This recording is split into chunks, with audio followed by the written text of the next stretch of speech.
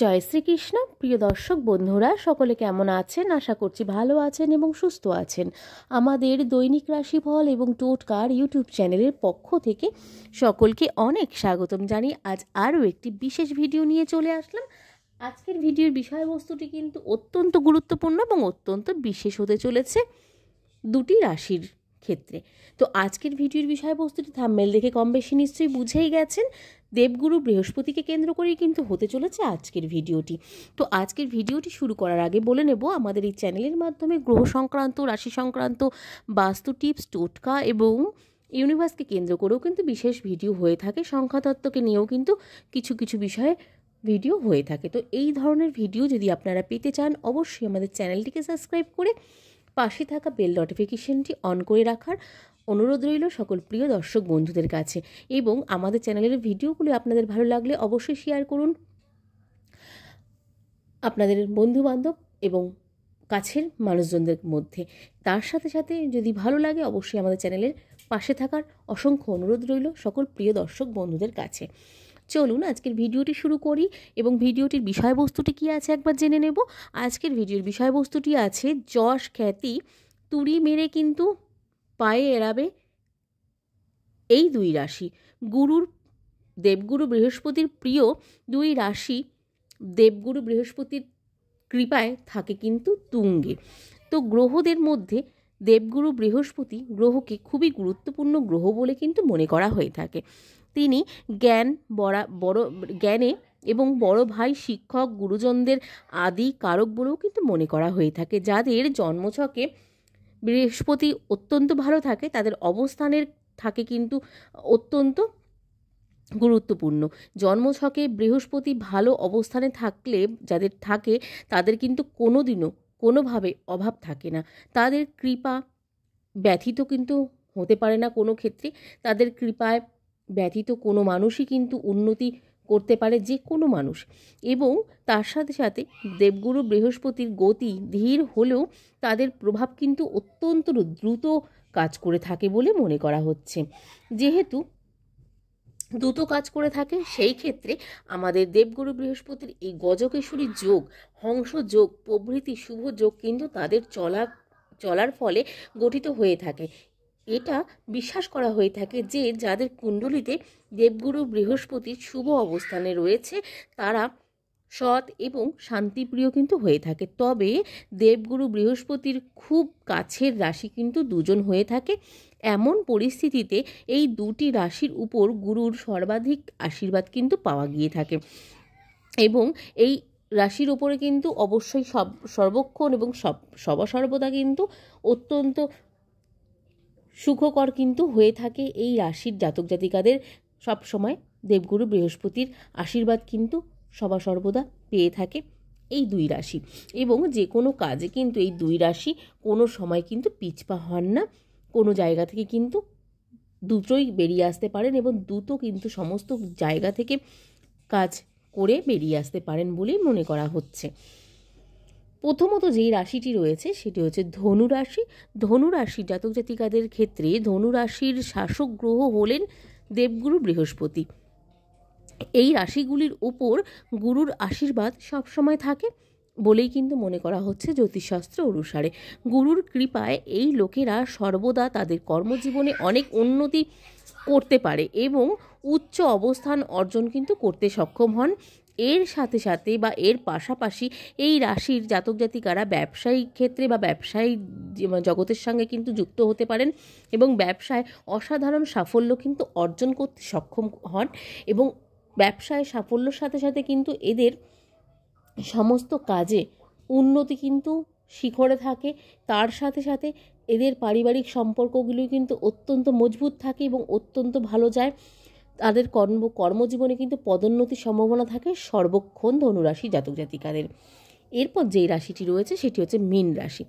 মীন রাশির ক্ষেত্রেও কিন্তু দেবগুরু বৃহস্পতির অত্যন্ত গুরুত্বপূর্ণ প্রভাব পড়ে থাকে, কারণ মীন রাশিও কিন্তু অত্যন্ত প্রিয় এই দেবগুরু বৃহস্পতি রাশির। তো সেই ক্ষেত্রে মীন রাশির জাতক জাতিকাদের দেবগুরু বৃহস্পতির অন্যতম প্রিয় রাশি বলেও কিন্তু মনে করা হয়। গুরুর আশীর্বাদ সব সময় তাদের উপর কিন্তু থাকে এবং এই লোকেরা যে কাজে হাত দিয়ে থাকেন না কেন তারা কিন্তু তা অতি সহজেই সম্পন্ন করতে সফল হয়ে থাকে। এই রাশির জাতক জাতিকারা বিশেষ করে ব্যবসায় প্রচুর লাভ করতে পারে। যে কোনো কর্মক্ষেত্রে কিন্তু অত্যন্ত গুরুত্বপূর্ণ হয়ে থাকে এদের জীবন, এবং যে কোনো কর্মজগৎ থেকে কিন্তু পদোন্নতি পাওয়ারও সম্ভাবনা থাকে মীন রাশির জাতক জাতিকাদের। এদের কোনো সময় কোনো মামলা মোকদ্দমায় জড়াতে হয় না, এবং মামলা মোকদ্দমায় যদি কোনোভাবে জড়াতেও হয় সেই ক্ষেত্রে কিন্তু অতি সত্বর কিন্তু বেরিয়ে আসার সম্ভাবনাও রয়েছে, হয়ে থাকে দেবগুরু বৃহস্পতির কৃপায়। মীন রাশির জাতক জাতিকাদের ক্ষেত্রে আরও অনেকগুলি গুরুত্বপূর্ণ যেমন রয়েছে, এদের যে কোনো জায়গা থেকে উত্তীর্ণ হতে সাহায্য হয়, এবং এরা যদি কোনো লটারি বা ফাটকা এরকম কোনো জাতীয় বা কোনো জায়গায় বিনিয়োগ করার চিন্তাভাবনা করে থাকে সেই ক্ষেত্রেও কিন্তু এরা ভালো মুনাফায় রিটার্ন পাওয়ারও সম্ভাবনা হয়ে থাকে দেবগুরু বৃহস্পতির কৃপায় মীন রাশি জাতক জাতিকাদের। তো প্রিয় দর্শক বন্ধুরা, এতক্ষণ আমরা জানলাম যাদের দেবগুরু বৃহস্পতি অত্যন্ত কৃপা বর্ষণ করে থাকেন সদা সর্বদা, এবং তার সাথে সাথে দেবগুরু বৃহস্পতি যাদের ক্ষেত্রে তুঙ্গে থাকেন সেই রকম ধরনের দুই রাশির বিষয়ে কিন্তু আমরা জানলাম, যে দুই রাশির ওপর সদা সর্বদা দেবগুরু বৃহস্পতি অত্যন্ত কৃপা বর্ষণ করে থাকেন। এবার আমরা জানতে চলেছি যাদের উপর দেবগুরু বৃহস্পতি দুর্বল হয়ে থাকে। তো সেরকম তো রাশি মিলিয়ে আমরা বলতে পারবো না যে কোন রাশির ক্ষেত্রে কোন সময় দেবগুরু বৃহস্পতি বা বৃহস্পতি অত্যন্ত দুর্বল হয়ে রয়েছে, সেটি যেহেতু বলতে পারবো না, সেই ক্ষেত্রে কিছু কিছু যেটু আমরা বলে দিতে পারি যে এই ধরনের বিষয়গুলো করলে, বিস্তারিত করলে হয়তো বৃহস্পতির কৃপা অর্জন করতে পারবেন, সেটুকুই কিন্তু আমরা জানানোর চেষ্টা করব। তো যাদের রাশিচক্রে বৃহস্পতি দুর্বল রয়েছে সেই ক্ষেত্রে সেই সব জাতক জাতিকাদের ক্ষেত্রেই কিন্তু এই বিষয়টি, যাদের রাশিতে দেবগুরু বৃহস্পতি নিম্ন বা দুর্বল অবস্থান করছেন সেই ধরনের ব্যক্তিদের বা লোকেদের আতঙ্কিত হওয়ার কিন্তু কোনো দরকার নেই বলেই কিন্তু জ্যোতিষশাস্ত্র অনুসারে বলা হচ্ছে। এবং এই লোকেরাও তারা কিন্তু দেবগুরু বৃহস্পতির কৃপা পেতে যাবেন বা পেতে পারেন কিছু উপায় করলে। এবং দুর্বল বৃহস্পতিযুক্ত ব্যক্তিদের প্রতি সপ্তাহে বৃহস্পতিবার দিন করে কিন্তু উপবাস করা অত্যন্ত উচিত বলে মনে করা হচ্ছে জ্যোতিষশাস্ত্র অনুসারে। এবং এই উপবাসের ফলে কিন্তু আপনারা গুরুর আশীর্বাদ এবং কৃপা কিন্তু অর্জন করতে সক্ষম হবেন। এর সাথে সাথে এই দিন হলুদ কাপড় কিন্তু পরা উচিত। আপনারা কিন্তু এই দিন বৃহস্পতিবার দিন করে কিন্তু হলুদ কাপড় পরতে পারেন।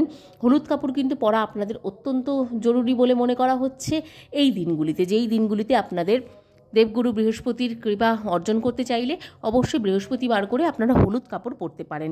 এর সাথে সাথে যদি গুরুকে শক্তিশালী করতে চান অবশ্যই এই মন্ত্রটিকে পাঠ করতে পারেন। এই মন্ত্রটিকে শুধু বৃহস্পতিবার করে নয়, আপনারা যদি এই মন্ত্রটিকে রেগুলার পাঠ করতে চান বা পাঠ করতে পারেন তাহলে কিন্তু দেবগুরু বৃহস্পতির কৃপা আপনারা অর্জন করতে সক্ষম হবেন, এবং আপনাদের ক্ষেত্রেও কিন্তু আপনাদের রাশিচক্রেও কিন্তু বৃহস্পতি অত্যন্ত পজিটিভিটি নিয়ে আসতে পারে। তো এই মন্ত্রটি কিন্তু অবশ্যই একবার দেখে নেবেন। এই মন্ত্রটি হলো ওম গ্রিন গ্রিন গান সা গুরুভ্যে নমঃ। মন্ত্রটি জপ করতে পারেন কিন্তু 108 বার। এই 108 বার এই মন্ত্রটিকে জপ করে আপনারা কিন্তু দেবগুরু বৃহস্পতির কৃপা লাভ করতে পারেন। এছাড়াও বেসন দিয়ে তৈরি লাড্ডু খেতে পারেন। আপনারা কিন্তু এই বেসন দিয়ে লাড্ডু তৈরি করে খেতে পারেন বা কাউকে দান করতে পারেন, সেই ক্ষেত্রেও কিন্তু আপনারা অনেক ফল পেতে চলেছেন। এবং মধু, হলুদ দানার যে কোনো জিনিস, হলুদ কাপড় বা হলুদ বস্ত্র, হলুদ ফুল, হলুদ বই বা হলুদ যে কোনো কাঁচা হলুদ বা নর্মাল যে রান্নার যে আমরা রান্নাঘরে ব্যবহার করার জন্য যে হলুদ ব্যবহার করে থাকি সেই হলুদ, এবং বই আপনারা কাউকে দান করতে পারেন বা আপনারা কাউকে দিতে পারেন। পোখরাজ আপনারা ধারণ করতে পারেন বা কাউকে দিতে পারেন, তাতেও কিন্তু আপনাদের অনেক কিন্তু ফল পেতে পারেন। এবং সোনাদানা আপনারা নিজেরা ব্যবহার করতে পারেন বা কাউকে নিজের সামর্থ্য মতন কাউকে দান করতে পারেন, তাতে কিন্তু বৃহস্পতি অনেক স্ট্রং হয়ে থাকে সেই ব্যক্তিদের ওপর। তো এই ছিল আজকের ভিডিওর বিষয়বস্তু। আজকের ভিডিওটি কেমন লাগলো অবশ্যই কমেন্টে জানাতে ভুলবেন না।